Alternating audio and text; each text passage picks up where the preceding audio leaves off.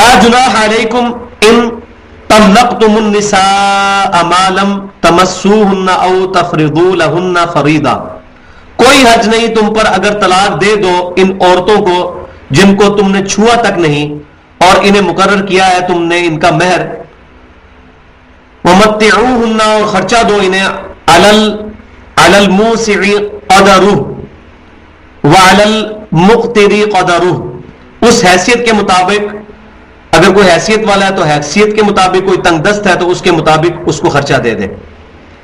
اب یہاں پر ان عورتوں کا ذکر آ رہا ہے کہ جن کے ساتھ ابھی رخصتی نہیں ہوئی یا میاں بیوی نے ابھی جو ہے وہ نکاح کے بعد ان کا آپس میں کوئی تعلق قائم نہیں ہوا، یہ ان عورتوں کا ذکر ہو رہا ہے۔ اور اب ایسی عورتوں پر طلاق دی جائے گی تو ان پر عدت بھی کوئی نہیں ہوگی۔ ظاہر میں نے پچھلی دفعہ بتایا تھا عدت کی حکمت کیا ہے، کہ عدت کی وجہ سے اگر اس عورت کو حمل ٹھہر چکا ہے تو اس کی جو اولاد ظاہر ہونی ہے تو وہ پتہ چل جائے گی 3 طہر کے اندر۔ اور یہ بھی ساتھ میں نے مسئلہ بتایا تھا صحیح حدیث سے کہ اگر کوئی عورت حاملہ ہے اور اس کو طلاق دے دی، اور یہ ہمارے معاشرے میں مشہور ہے کہ جو عورت حاملہ ہو یا اس کو بچہ ہونے والا ہے اس کو طلاق دے دو طلاق نہیں ہوتی، یہ بالکل جھوٹا مسئلہ، طلاق ہو جائے گی لیکن وہ حمل کے وضع ہونے کے بعد، بچہ پیدا ہونے کے بعد فوراً اس کی عدت ختم ہو جائے گی، چاہے 1 دن بعد پیدا ہو جائے۔ اب اس نے 3 طور تک انتظار نہیں کرنا، تو اصل حکمت اس کے اندر ہے۔ لیکن اب یہ معاملہ بالکل ڈیفرنٹ آ رہا ہے کہ اگر میاں بیوی کی رخصتی ہی نہیں ہوئی عورت کی اور طلاق دے دی ہے تو ان کو مہر اور خرچہ دے دو، لیکن اب اس میں جو ہے وہ مہر جو ہے وہ آدھا دینا ہوگا۔ حقاً علی المحسنین، یہ فرض ہے نیکوکاروں پر۔ وَإِن طَلَّقْتُمُوهُنَّ مِن قَبْلِ أَن تَمَسُّوهُنَّ وَقَدْ فَرَضْتُمْ لَهُنَّ فَرِيضَةً فَنِصْفُ مَا فَرَضْتُمْ إِلَّا أَن يَعْفُونَ، وہی بات آ گئی۔ اور اگر تم طلاق دو انہیں اس سے پہلے کہ تمہیں انہیں ہاتھ لگاؤ اور مقرر کر چکے تھے ان کے لیے مہر، تو نصف مہر ادا کرو۔ تو جس شخص نے اپنی بیوی کو رخصتی سے پہلے طلاق دے دی، یعنی نکاح کے بعد رخصتی نہیں ہوئی، تو اب آدھا مہر دے گا، پورا نہیں دے گا۔ تو یہ بھی اکثر لوگ مسئلہ پوچھ رہے ہوتے ہیں، تو یہ قرآن پاک میں بالکل کلیئر کٹ موجود ہے۔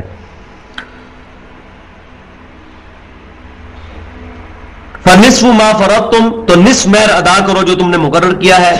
إِلَّا أَن يَعْفُونَ أَوْ يَعْفُوا وَالَّذِي بِيَدِهِ عُقْدَةُ النِّكَاحِ، مگر یہ کہ وہ اگر اپنا حق معاف کر دے یا معاف کر دے وہ جس کے ہاتھ میں ہے نکاح کی گرہ۔ اب اگر جس عورت کو طلاق دی ہے وہ عورت خود کہہ دے کہ ہاں ٹھیک ہے میں مہر نہیں لیتی یا میں اتنے پیسے لے لیتی ہوں بس سفیشینٹ ہے، تو وہ یہ اختیار رکھتی ہے کہ وہ اپنے خامند کو جس نے اس کو طلاق دے دی وہ اپنا مہر معاف کر سکتی ہے، لیکن خامند نہیں کر سکتا یہ حرکت کہ وہ اس کے حق سے بھی اس کو کم دے۔ وَأَن تَعْفُوا أَقْرَبُ لِلتَّقْوَىٰ، اور اے مردو اگر تم معاف کر دو تو یہ بہت قریب ہے تقویٰ کے۔ اب یہ اس کانٹیکسٹ میں بات ہو رہی ہے کہ اگر وہ عورت طلاق لے لیتی ہے، ایک تو ہے نا خامند نے طلاق دی اپنی بیوی کو بغیر رخصتی کے، تو وہ آدھا مہر دے گا۔ اب یہ ہو سکتا ہے کہ اس عورت نے خود طلاق لے لی اپنے خامند سے، تو اب خامند پہ مہر کوئی نہیں ہے، لیکن اللہ تعالیٰ فرما رہا ہے وَأَن تَعْفُوا أَقْرَبُ لِلتَّقْوَىٰ، اور اگر تم معاف کر دیتے ہو، معافی کا معاملہ اختیار کر لیتے ہو کہ حق مہر اگر ان کو کوئی دے چکے تھے تو ان کے پاس ہی رہنے دو، کچھ عرصے کے لیے تمہارے ساتھ منسوب رہی، تم اخلاقاً اس کو وہ معاف کر دو، جو اس کے پاس پیسے موجود ہیں وہ رہنے دو، اس کو حق مہر جو دیا تھا، ظاہر نکاح کے بعد حق مہر دینا ہوتا ہے۔ تو اب خامند اگر بیوی نے خود طلاق لی ہے تو اصولاً اس عورت کو حق مہر واپس کرنا وہ اپنی مرضی سے طلاق لے رہی ہے، لیکن اللہ تعالیٰ جو ہے وہ تقوی کی طرف رہنمائی کر رہا ہے کہ تم چاہو تو اس کو رہنے دو، بہتر یہی ہے، یہ تقوی کے قریب ہے کہ تم وہ حق مہر معاف ہی کر دو۔ وَلَا تَنْسَبُوا الْفَضْلَ بَيْنَكُمْ، اور نہ بھلایا کرو احسان کو آپس میں لین دین کے معاملے میں۔ ان اللہ بما تعملون بصیر، بے شک جو کچھ تم کر رہے ہو اللہ تعالیٰ اس کو خوب دیکھنے والا ہے، تمہارے اعمال کو دیکھنے والا ہے۔ اب یہ دیکھیں، یہ پوری 2-3 بلکہ 5-6 آیات کے اندر بار بار یہ ٹاپک ریپیٹ ہو رہا ہے۔ اللہ تعالیٰ دیکھ رہا ہے، اللہ کے علم میں ہے، اللہ تعالیٰ علم سے احاطہ کیے ہوئے ہے، اللہ کو خبر ہے۔ یہ بار بار اس لیے ریپیٹ ہو رہا ہے کہ اصل تقوی کی روح یہ ہے کہ انسان کو یہ تصور پیدا ہو جائے کہ میرا رب مجھے دیکھ رہا ہے۔ اس کے علاوہ بھائیو دنیا کا کوئی قانون آپ کو گناہ سے روک نہیں سکتا۔ سوائے اس کے کہ انسان کو یہ کنسپٹ ہو جائے کہ میرا رب مجھے دیکھ رہا ہے. تو یہ تقوی کی بار بار تلقین اس معاملے میں خاص طور پہ ہو رہی ہے کیونکہ معاشرے کی انارکی جو پھیلتی ہے وہ میاں بیوی کے تعلقات خراب ہونے کی وجہ سے اور طلاق کے معاملات ہونے کی وجہ سے ہوتی ہے. اولاد تباہ ہو جاتی ہے. ظاہر ہے میاں بیوی الگ ہو گئے, اولاد کچھ عرصہ باپ کے پاس, کچھ عرصہ جو ہے ماں کے پاس, نہ ان کی تعلیم ہو سکتی ہے نہ تربیت ہو سکتی ہے, اور ظاہر ہے کہ انہی بچوں نے آگے چل کے معاشرے کی باغ دوڑ سنبھالنی ہے, لیکن وہ معاملہ سارا کا سارا تل پٹ ہو جاتا ہے. حافظوا علی الصلوات والصلاۃ الوسطی. اب دیکھیں اس کے ساتھ ہی بات آ گئی ہے کہ انسان تقوی اختیار کرے گا. اس تقوی کو تازہ رکھنے کے لیے, اس تقوی کو قائم رکھنے کے لیے, گاڈ کانشسنس کو قائم رکھنے کے لیے سب سے بڑی عبادت ہے نماز. اللہ تعالیٰ فرما رہا ہے حافظوا علی الصلوات, نمازوں کی حفاظت کرو. یہ نہیں ہے کہ جب فارغ ہو گئے تو پڑھ لی, جب دل کیا قضا کر لی, خیر ہے ابھی قضا کر دیتے ہیں, راتی ساری کٹیاں پڑھ لیں گے. حفاظت کرنی ہے. ان الصلاۃ کانت علی المؤمنین کتابا موقوتا, بے شک نماز وقت باندھا ہوا فرض ہے مسلمانوں کے اوپر, مومنین کے اوپر, اپنے وقت کے اندر پڑھنی ہے. اب کسی شخص نے یہ روٹین بنائی ہے کہ فجر کے وقت وہ لیٹ اٹھتا ہے, اشراق کے وقت میں اٹھتا ہے اور کہتا ہے ٹھیک ہے یار میں کیا کروں, رات کو ڈیوٹی سے بھی لیٹ آتا ہوں اور میں فجر کے بعد اٹھ نہیں سکتا, چلو صبح دفتر جانے سے پہلے 2 سجدے دے لوں. تو وہ اپنی مرضی کی نماز پڑھا ہے, اللہ کی مرضی کی تو نہیں پڑھ رہا.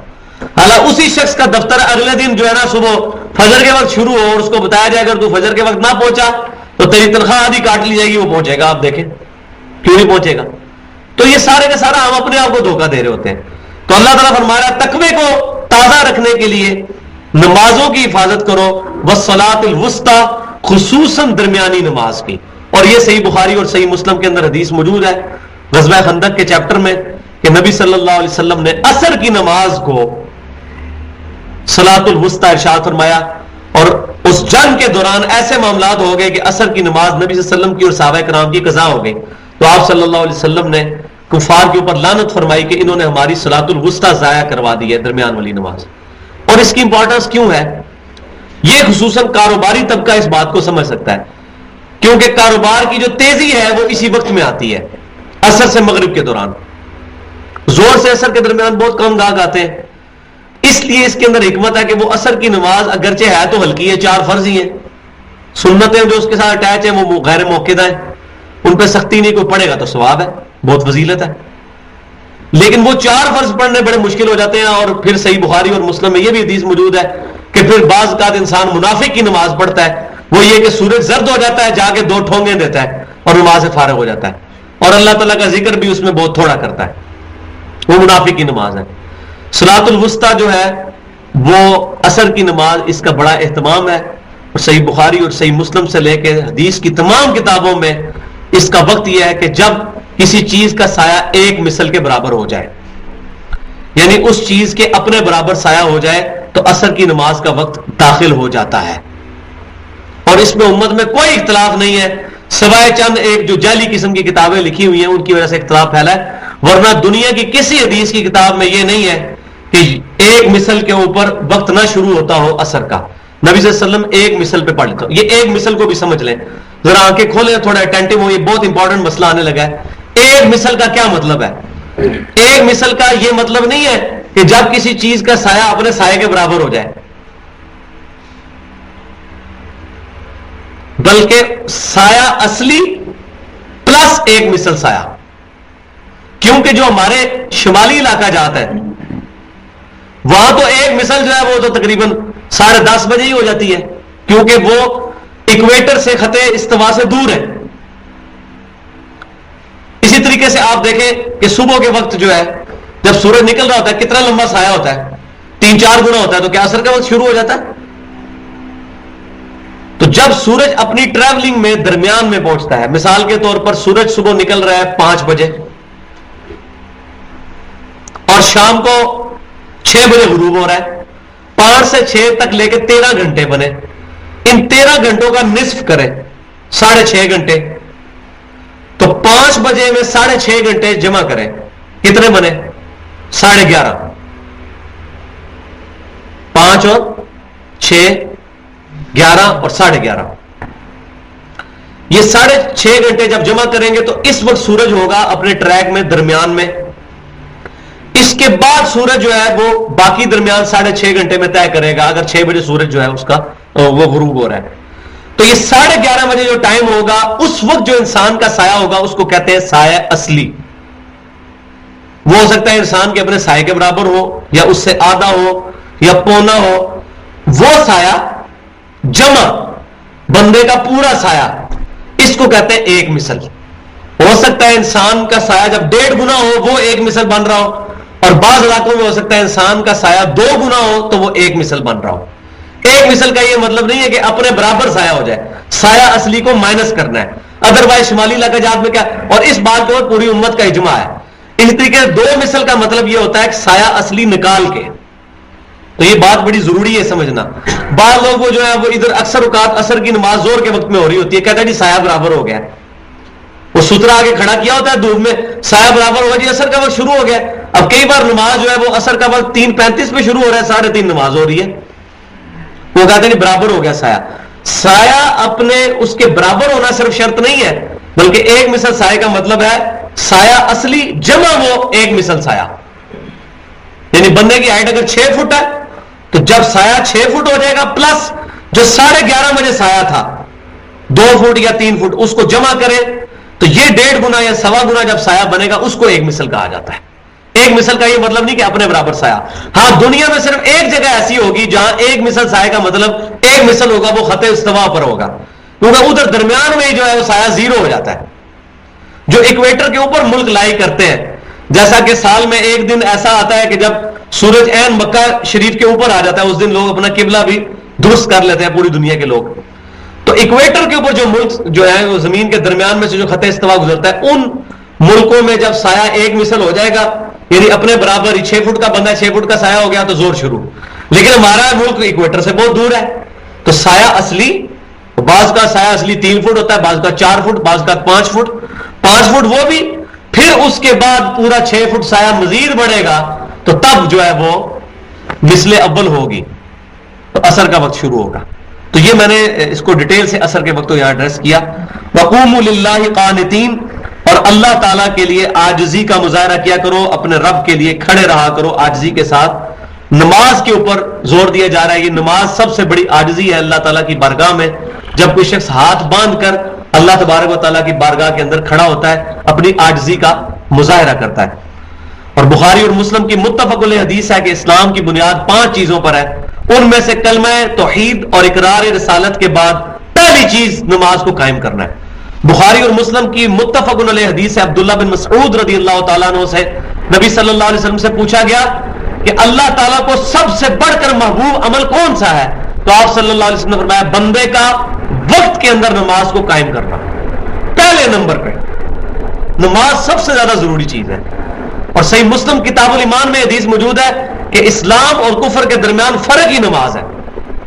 اور ہم کیسے مسلمان ہیں, نمازیں نہیں پڑھتے, نمازوں میں سستی کرتے ہیں, اپنی مرضی کی پڑھتے ہیں, فجر چھوڑ دی, گرمیوں میں عشاء چھوڑ دی, اور اسی طریقے سے جو کاروبار میں اثر چھوڑ دی, اور پھر ہم کہتے ہیں کہ ہم جی اللہ تبارک و تعالیٰ کے فرما بردار ہیں, پھر اللہ تعالیٰ ہمیں معاف بھی کر دے. تو جان بوجھ کر اس امید پر گناہ کرنا کہ میرا رب مجھے معاف کر دے گا, یہ اللہ تعالیٰ کے ساتھ مذاق کرنا ہے. اور اللہ کے ساتھ کیا مذاق, اپنے ساتھ خود ٹھٹا اور مذاق کرنا ہے. فَإِنْ خِفْتُمْ فَرِجَالًا أَوْ رُكْبَانًا فَإِذَا أَمِنْتُمْ فَاذْكُرُوا اللَّهَ كَمَا عَلَّمَكُمْ مَا لَمْ تَكُونُوا تَعْلَمُونَ. پھر اگر تم کو ڈر ہو دشمن یا خوف کا تو جو پیدل ہے یا سوار ہے جیسے بن پڑے اس طرح نماز ادا کر لے. فَإِذَا أَمِنْتُمْ, پھر جب تم امن کی حالت میں آ جاؤ, فَاذْكُرُوا اللَّهَ كَمَا عَلَّمَكُمْ, پھر اللہ تعالیٰ کو یاد کرو جس طرح کہ اللہ تعالیٰ نے تمہیں سکھایا ہے. مَا لَمْ تَكُونُوا تَعْلَمُونَ, جو کہ تم نہیں جانتے تھے. تو اللہ تعالیٰ فرما رہا ہے کہ بعض اوقات کبھی انسان سفر میں ہوتا ہے یا جنگ کی حالت کے اندر انسان کے اوپر کوئی مشکل وقت ہے اور نماز تیزی سے ادا کرنی پڑتی ہے, اور ظاہر ہے سفر میں بعض اوقات بس چھوٹ رہی ہے یا ٹرین چھوٹ رہی ہے, تو انسان کی کنسنٹریشن بھی نماز میں نہیں ہوتی ہے, تو تیزی سے اس وقت نماز پڑھ رہا ہوتا ہے انسان. تو اللہ تعالیٰ فرما رہا ہے جب خوف کی حالت میں ہو یا سفر میں ہو اور تمہیں کوئی ایسا معاملات آئے یا دشمن سے ڈر ہو اور تم تیزی سے نماز پڑھتے ہو تو جب امن کی حالت میں آؤ پھر اللہ تعالیٰ کا ذکر سکون کے ساتھ کرو. لیکن یہ نہیں ہے کہ ہر وقت ہی افراتفری نماز میں مچائی ہوئی ہے. بعض لوگ ایسے ہو جی دکان میں پہنچنا تو روزانہ کی روٹین ہے اس کو سیٹ کرے.